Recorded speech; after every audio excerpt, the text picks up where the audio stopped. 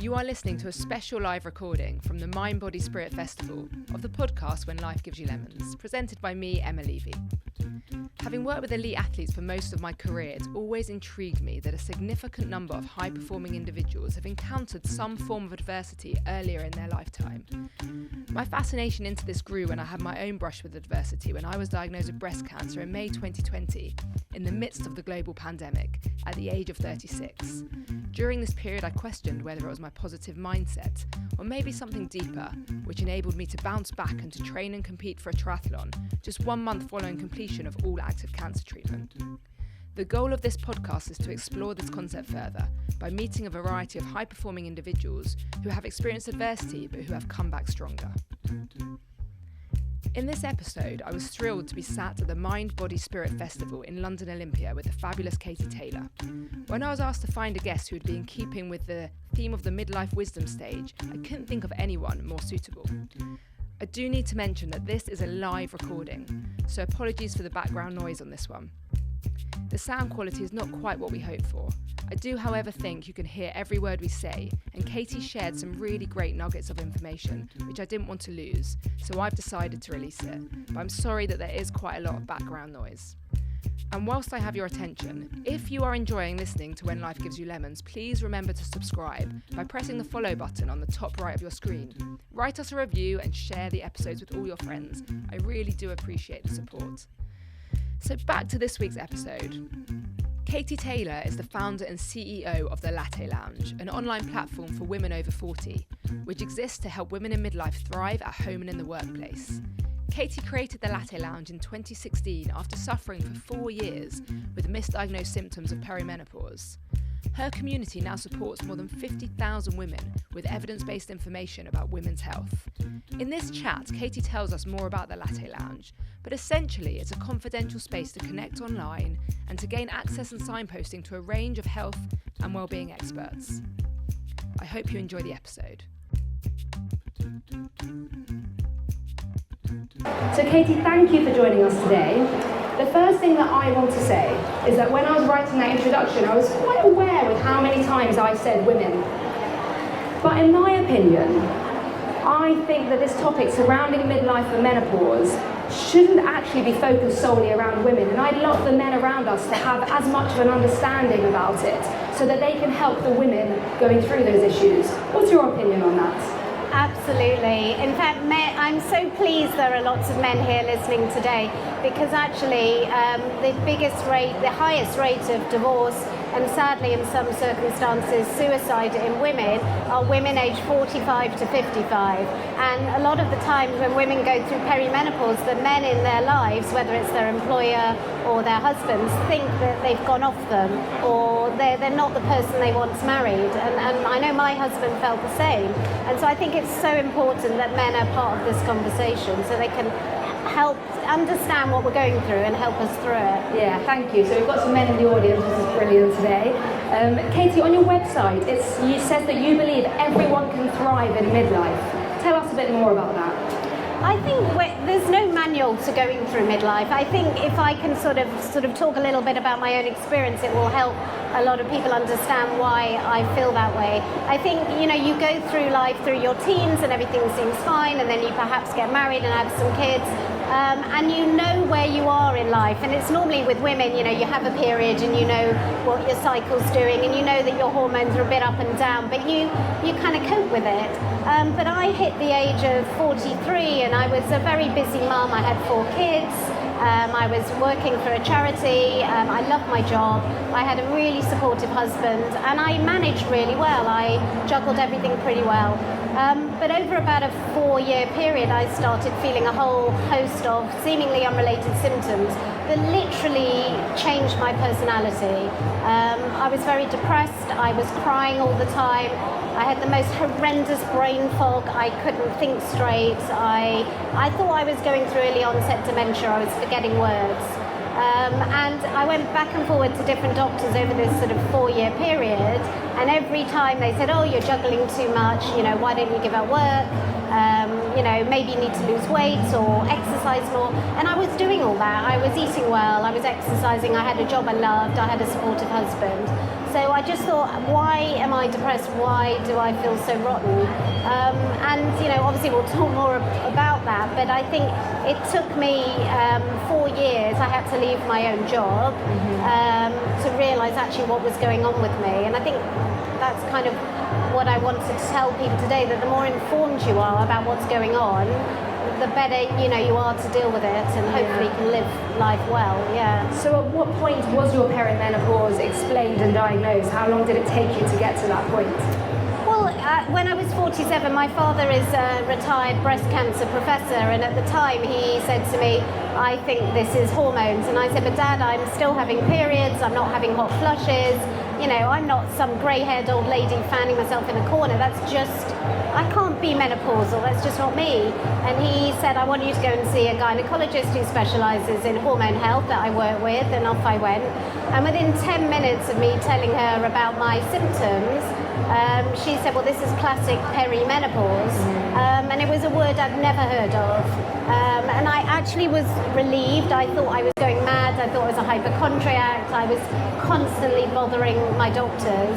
And when she explained that every part of our body, every cell in our body has estrogen receptors, and the estrogen and testosterone is made in our ovaries, and that depletes over time. And she basically said your estrogen levels are on the floor, and they're responsible for everything you're going through. And I'm talking like so many weird and wonderful symptoms, from sort of lack of libido, from dry itchy skin, from hair loss, for just pretty much everything, aching joints. And she prescribed me hormone replacement therapy, HRT. She told me it was natural, it's made from yams, it's absorbed through the skin, through a patch. And that night I went home and kind of cried with relief on my bed that actually I wasn't going mad, and there was a reason for all these symptoms. So how did you feel about the fact it was misdiagnosed for so long and many doctors missed it? I was quite angry because I thought, how is this possible? There are just thousands and thousands of women, and how is this possible? I mean, I've soon found out, quite soon after, that there's no mandatory menopause training at medical school, so then doctors are not taught about it. There's no module at school either. We're not taught about it. We're taught about how to give birth or not to get pregnant, but then it kind of stops. And so I put 2 and 2 together and thought, okay, so I don't blame my GPs. They're as much in the dark as I was. And that's why I wanted to do something about it. So, that night I set up a Facebook group to see if anyone else was going through the same. And actually, I had over 1,000 member requests in 24 hours, and I was like, oh my God. And was that Facebook group called the Latte Lounge? I called it the Latte Lounge because I wanted it to feel like an online coffee shop where women could come to talk about not just menopause, but all their midlife health and well-being issues, because we're the sandwich generation. We're caring for aging parents, we're bringing up young children, we're working, we're looking after perhaps our partners and our jobs, and we want to enjoy our lives, but it absolutely floored me. I mean, I was a hermit. I literally lost all my self-confidence. I gained weight. I lay on the couch all day. I started very heavy bleeding as well, which was part of what I was going through. I was told I had something called adenomyosis, and eventually I had to have a hysterectomy, which threw me into full menopause. And when I chat to all the women in my Facebook group now, there are so many women having the same light bulb moment as me, and it's just, I think women's health is just so poorly understood and researched, and So do you think there is more of an awareness now of the perimenopause or not? And can you tell us actually what the perimenopause is for those that might not have ever heard that word? Yeah, so the perimenopause can last anywhere between 4 and 10 years, and it's the time before menopause. Menopause is actually classed as 1 day and 1 year since your last period. Now, there are many women who will sail through it, and we all hate them.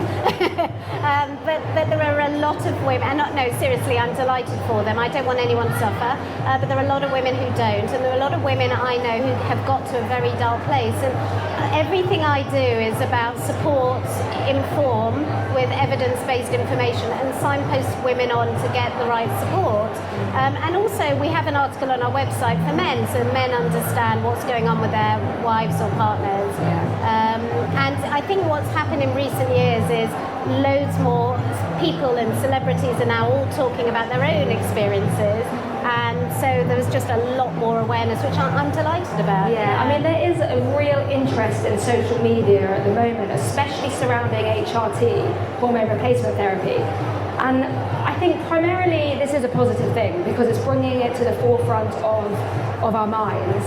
However, I believe there are some negative consequences with this due to the fact that sometimes I think it comes with false claims, unscientific allegations, facts which maybe aren't evidence-based. So what's your thoughts on this, and has it impacted you, and has it impacted the Latte Lounge at all? So what happened was there was a trial in 2002 called the Women's Health Initiative trial, which there were horrible media headlines linking HRT to breast cancer, and immediately women came off in their droves and they were doing really well on it, and many doctors just took their patients straight off. It was actually a flawed trial which has since been disputed, and the HRT that's used today is natural, it's through the skin, it's very safe.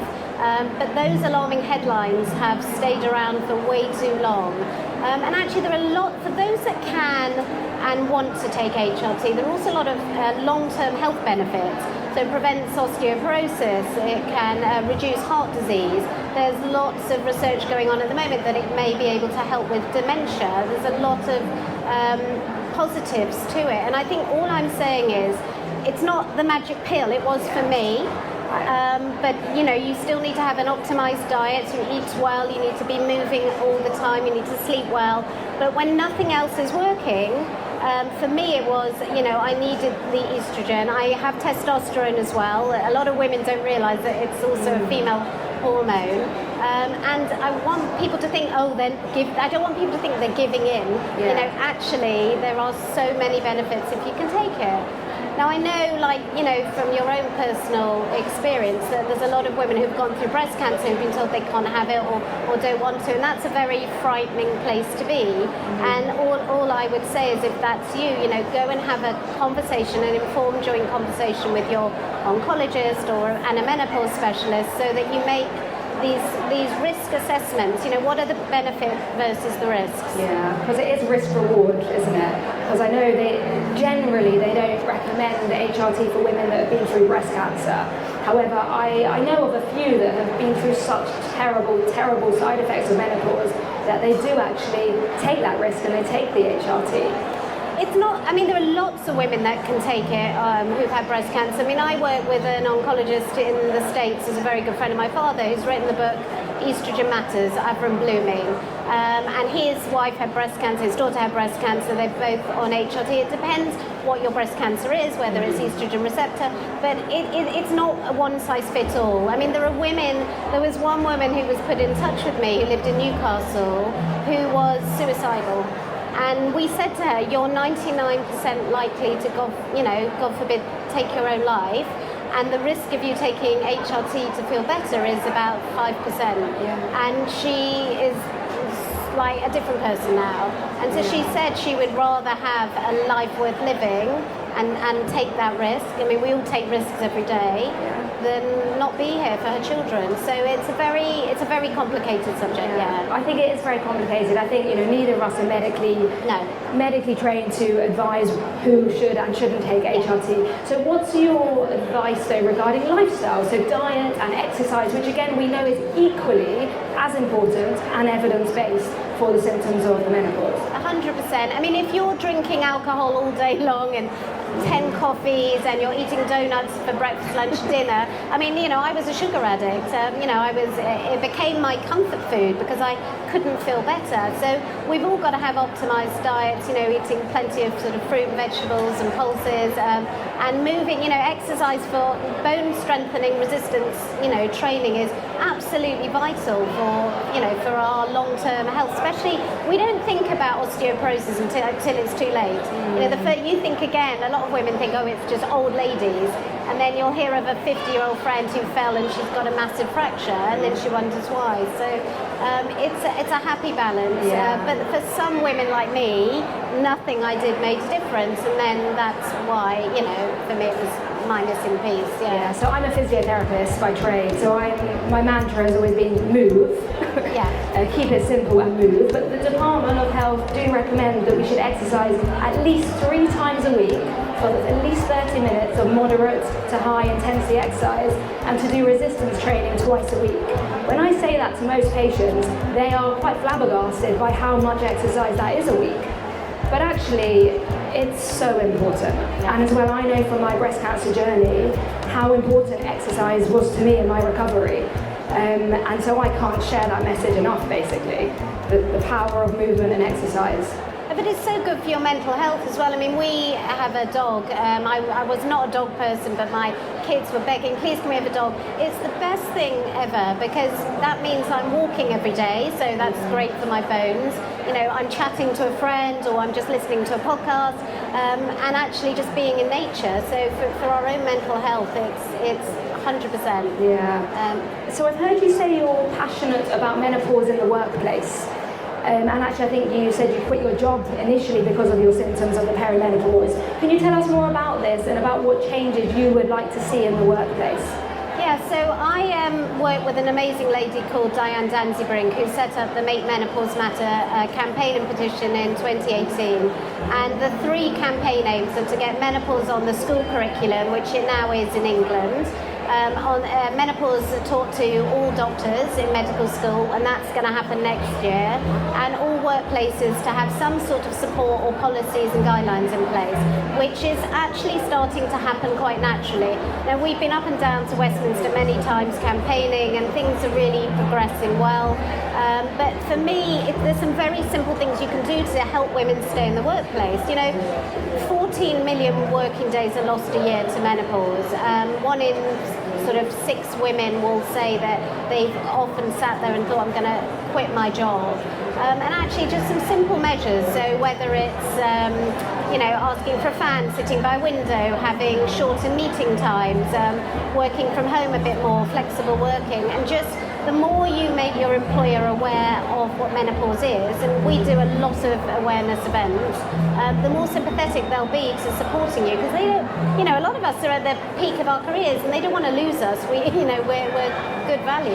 So I just think that even if it's not a policy, just starting the conversations and breaking down the taboos and just saying it's okay, we're all going through the same. Yeah, it's interesting, isn't it? Because it still is a taboo subject.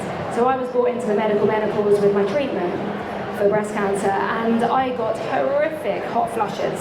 And I work around a swimming pool, so I work with the British divers. And when I would walk from the clinic room into the swimming pool where it was very hot, I cannot explain to you the hot flushes and the sweating that I would experience. And I was too embarrassed to tell people. But actually, if I would have probably been honest about it, it probably would have been received a little bit better than, why has she gone bright red and sweating? Yeah, and it's horrible, but especially for women who are wearing uniform, you know, whether it's nurses or, you know, whatever you're working, it's just, you know, you've got horrible sweat patches, you're embarrassed, and then what happens is you're so humiliated that you retreat to the safety of your home and don't want to leave. And I think, yes, all these conversations are embarrassing and awkward, whether it's periods or menopause or whatever it is, but the more we normalise it, the more, you know, we'll be able to function and stay in the workplace. Yeah, and it sounds like your work with the Latte Lounge is really doing amazing things to help to normalise that, so thank you. But tell us a bit more about the Latte Lounge, about, you know, you started off that Facebook group. What then motivated you to kind of take it a step further, and where was it then versus where it is now? Yeah, I mean, look, my father has kind of been my role model for everything. He went into the field of breast cancer because his own mother died of breast cancer in the most unimaginable pain. And I've been brought up surrounded by doctors and professors, and I think everything I do is about supporting women like he did to live as well and as long as they possibly can. So I built a website and I put together a medical advisory team so that all these women that were coming to us, you know, women are really well-meaning. They'll say, oh, try this or do that, but it might not necessarily be sensible advice, and it could be harmful. So we have a medical advisory team who I will go to saying, look, this person's got this problem, what do you recommend I send them? And so they're a sounding board for me. We have a podcast called Midlife and Menopause Uncovered, where I'll talk to all sorts of menopause or midlife health and wellbeing experts. We run the Midlife Festival, which is a free online 5-day event with about 25 health and well-being and menopause experts too, and it's all about just giving information, because the more you empower women to learn about their health and what all their options are, what's right for me is not going to be right for someone else. The better informed you are, the earlier you'll be looked after. And then, you asked me at the beginning about, do I think you can thrive? Absolutely, but not if you're alone. And I think what the Latte Lounge is it's a community of like-minded women who know they've got somewhere to go. Even they always message me at midnight, because women often they're cleaning up, or they're home from work, they're making stuff, the kids are in bed, talking to their partners, and then it's at midnight where they finally think about themselves. And I don't necessarily answer at midnight, but in the morning I'll say, right, okay, let's focus on you. So that's what the Latte Lounge is for, is to sort of shine a spotlight on that woman in the middle and make sure she's okay, because no one else tends to. Yeah. And where do you see the future of the Latte Lounge? Where's it going? We just got more and more people coming to us all the time. I've been asked to write a book, which is incredibly exciting, and I think it just reaches more women. But my main passion is campaigning, is making change, because as soon as, when there's no one else who's wasting their life being misdiagnosed, then I'm happy. So until that time, I'm going to keep on, banging on the door of number 10 and asking for change. So yeah. So what do you think has been the biggest change that you've seen in the past 7 years that you've been doing this work? I think the biggest change is so many people are talking about it, and it's really helpful having people like Davina McCall, who did the documentary, because I think people like that with these very high profile and these big platforms, if they're talking about it and they've got a huge following, they're normalising the conversation, and they're the ones that will actually make the biggest noise, however much I shout. So there's lots and lots and lots of us talking about it now, so I feel I'm not alone anymore. It was a very lonely place to be in those days. And I do feel really positive. I had a meeting at number 10 a couple of months ago. We had a roundtable meeting with the Dame Leslie Reagan, who's the Women's Health Ambassador. Then there is a 10-year women's health strategy, and Maria Caulfield MP was there. And menopause is now front and centre of that women's health strategy. So I feel really positive that the next generation will not struggle like we did. And I think the generation of TikTokers, health is taught very differently now. So you can just go on any social media platform and learn. So I think we're getting there slowly, but we'll get there. Well, the fact it's in the school curriculum now, that's massive. Yeah. Because if people are learning about it at that young age, there's no getting away from it. 100%. And that's, 100%. And what do you think has been your greatest highlight since setting up the Latte Lounge, apart from being here talking to me today? Oh yeah, this is my highlight, for sure. I was a little bit overwhelmed, I have to say, being invited to Downing Street. But actually my highlights are not things that are that glamorous. My highlights are the woman that messaged me, who was we're saving lives. These women that come to us in private saying, I can't go on anymore, and they've been misdiagnosed themselves. And those are my highlights, when they write to me and say, you've changed my life, I can't thank you enough, I'm feeling so much better. It's the individual women that we help, which, must be amazing. So you did, you had a rough time of it, to have misdiagnosed symptoms for so long. And in this podcast, I do talk to guests about their grit and their resilience. And I wanted to ask you, do you see yourself as a resilient person?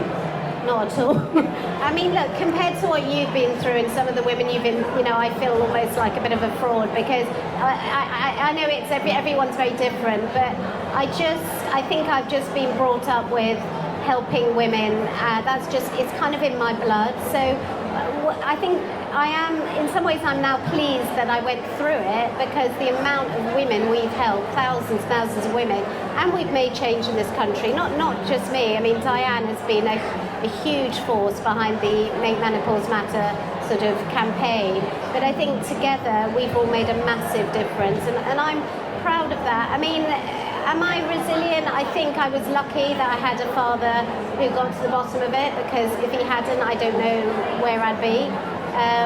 But I guess I am. I mean, I'm a mother. You are. I'm a mother of 4 kids. Exactly.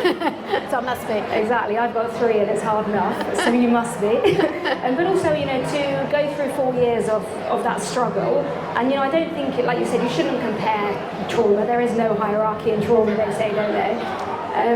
But I imagine you must be a resilient person, and I wonder if what you went through has made you more resilient without you realising it. I think it has. I think it helps having an amazing support network. My husband, I'm sure like yours, is literally my rock. I mean, without him, I don't know where I'd be. And I think what's important is if you don't have that, is to have a support network. If you have a support network around you, you can get through pretty much anything. I think us women cope with a lot. If I had been on my own, it would have been a very scary place, and that's why the Latte Lounge exists, because we actually are there for a lot of women who are alone.